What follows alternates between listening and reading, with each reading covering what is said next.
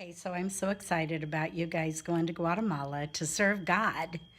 And I'll just be praying for you mightily. Cheryl and Joe, you raised those kids to be blessings. How many times have I heard you tell them, your job today is to be a blessing? And you didn't just say that with words, you led them by example. So you are a family of 5 people who are all tremendous blessings. So just go on this trip and do what you do best. Be a blessing to everybody you meet.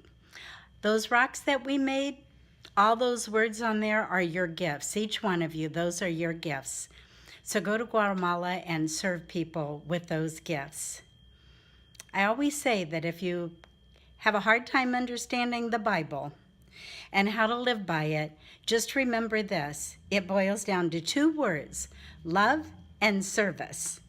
So just go and love everybody you meet, serve everybody you meet, and you will end up being more blessed than any one of them. God bless you. Bye-bye. Hey guys, it's Nene. I didn't want you to leave on your mission trip without me having a chance to say a couple of things to you.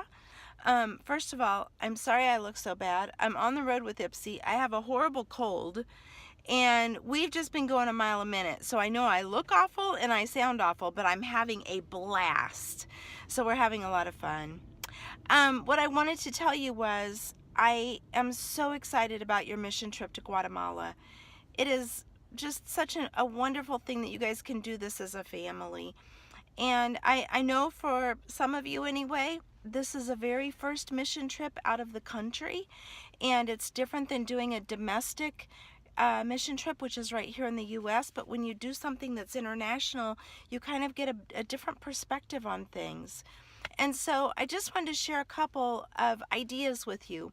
One is, consider just totally forgetting about technology and being obsessed with the things back home. This is a once-in-a-lifetime experience, and going on a mission trip to someplace like Guatemala, it can be life-changing. In fact, when I went on my first mission trip to Belize, I never imagined that it would be the first of 22 trips that I would lead down there, and it was just so eye-opening to me. And so I want to encourage you to set the technology and the distractions aside and really truly embrace the culture that you're moving into for these next 7 to 10 days. Enjoy yourself. Get to know the people because they're so amazing. That's one thing. The other thing is, for those of you that are going for the first time, would you consider journaling every day? The reason I say that is you can only go on your first mission trip one time. And so if you can just journal it, it's going to be so valuable to you years later.